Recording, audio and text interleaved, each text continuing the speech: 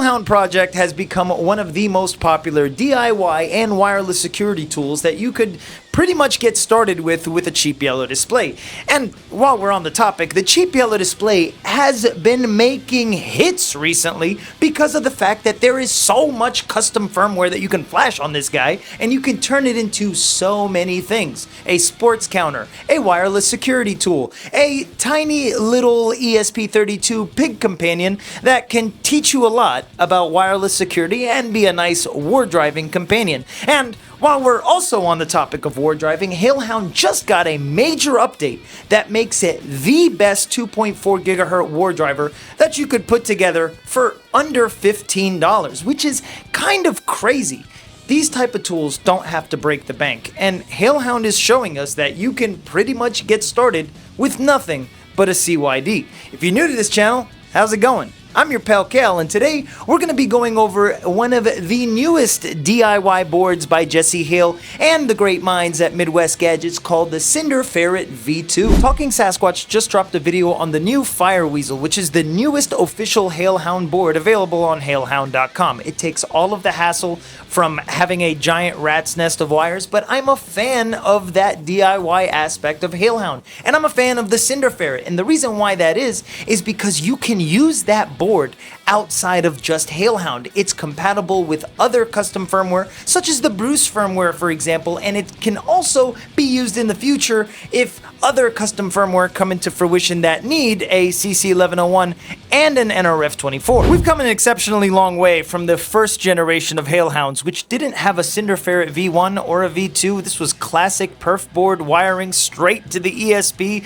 and utilizing everything without an exposed SPI CYD. I love this project, but the fact that it's still got the DIY aspect to it is what makes it so amazing. We're going to compare the Cinder Ferret V2 with the Cinder Ferret V1 because, full disclosure, the only difference is there's a GPS on the version 2, and that can come in handy once again on future projects. And if you have a project that you'd like to get started with an ESP32 CYD and possibly a CC1101 or a GPS or an NRF24, this board can make life so much easier. If you look at the V1 side by side with the V2, the only thing that has been added is that GPS, but it's incredibly welcome on the fact that now we can adjust our wires and manage our cables a lot better than we did before. It's just easier this way. Having a third JST that we can clip and wire together to the appropriate modules is just simply amazing and makes my life in particular so much easier when it comes to wiring together HaleHound builds. As far as the bare PCB on both the V1 and the V2, they both have the same Scully on the back,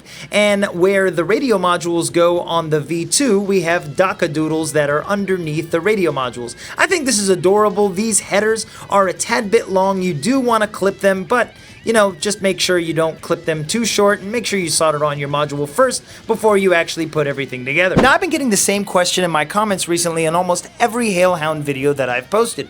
When is HaleHound coming to the C5 CYD? It's not. The C5 is a single-core RISC-V processor with clock speeds of 240 MHz, while the CYDs that we're using today are powered by an ESP32 ROM32, which have the same clock speeds, but it's a dual-core microcontroller. And the reason why HaleHound is so powerful and as amazing as it is and as intuitive as it is because of that dual-core architecture. I understand that a lot of people have been wanting the need for dual band, but HaleHound can't work on that single-core architecture. Not until Espressif possibly drops maybe a new microcontroller. And for those of you guys that have been excited for the E22, unfortunately it doesn't look like that's maybe in the cards. And the reason why that is because it seems like they're dropping the E22 not as a dev board, but as an actual Wi-Fi card, which is cool, but it's not what a lot of people were expecting. Now let's go over some of the newest features in HaleHound, because in the last 6 hours you can now tune the CC1101, the E07 on the inside. This is huge, being able to actually adjust how it works and what we're able to pick up and how much power we actually want to put into RF on our device gives you a new level of versatility inside of HaleHound. The nature of some of the features within HaleHound, this video is for educational purposes only. Remember to only test your own hardware. Do not test networks or devices or anything that you do not have explicit permission to test on. Follow all local laws. I don't condone any illegal activity, and don't be a skid. Now, if you notice that the lights in my room have actually changed color, that's because HaleHound has come such a long way since we first did a video on it. And if we go to Bluetooth, right here you'll see skeleton key. And skeleton key will quite literally brute force any of the LEDs that you have in your house, or you can connect to them, change colors, turn them on and off, and adjust them to your heart's content. A lot of these features have been updated, while some, unfortunately, the vulnerabilities have been patched, like AROHA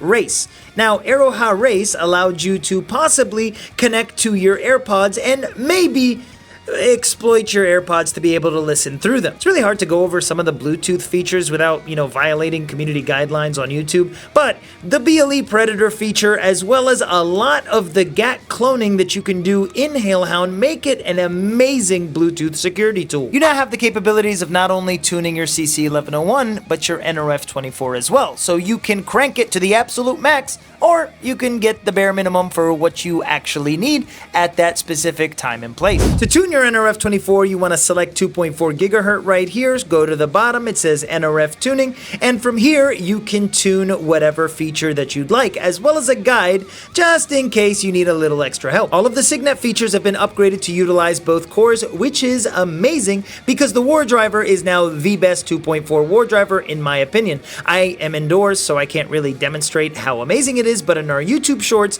we go over a lot of different war drivers, including this HaleHound out in the field. Now, if you don't want a war drive and you just want to specifically sniff out for flock cameras, you have the Flock U option, which allows you to just specifically look for the ALPRs and other flock cameras that are beaconing in your route. We haven't necessarily gone over the drone menu, but you have an entire drone toolkit, as well as being able to detect and basically counter drones that operate on the 2.4 gigahertz band. On the bottom right corner, we have Skimmer, which allows you to hunt for credit card skimmers. This feature is among a lot of custom firmware, but Jesse actually updated the hunt feature to be a lot more accurate and give you a better sense of security if you don't trust wherever you're shopping at. Now, if you're using the Fireweasel board, the PN532 is optional, and I mean technically it's always optional, but having something that can read and write certain NFC tags is nice and all, but now you don't even need that.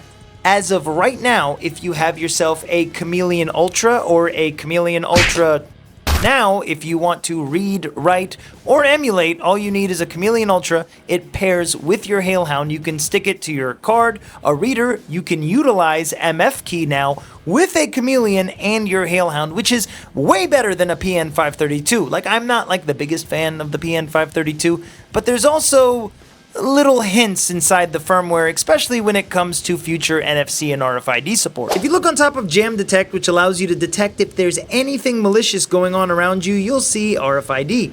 And RFID, you have the PN532 on top if you have a PN532 built on the inside. Chameleon Ultra, which allows you to link with a Chameleon Ultra. This authentic Chameleon Ultra you can get from Lab 401. There are clones on AliExpress as cheap as $17. It all depends on what your budget is. And if you go down here, it says ST25R3916. This here is an SD25, but I want to say that there will maybe be support for the M5 stack NFC. I'm not exactly sure, but if we click it, you'll see it says Phase 3 coming soon. So right now there is support, just partly, but it looks like there's going to be a lot more in the coming future, which I'm really excited about. If you're interested in the Cinder Ferret V1, V2, or the Fireweasel, you have that and a new flasher available at HaleHound.com. They also have merch, which I got sent in and I'm a huge fan of. My favorite, however, being the HaleHound socks. I think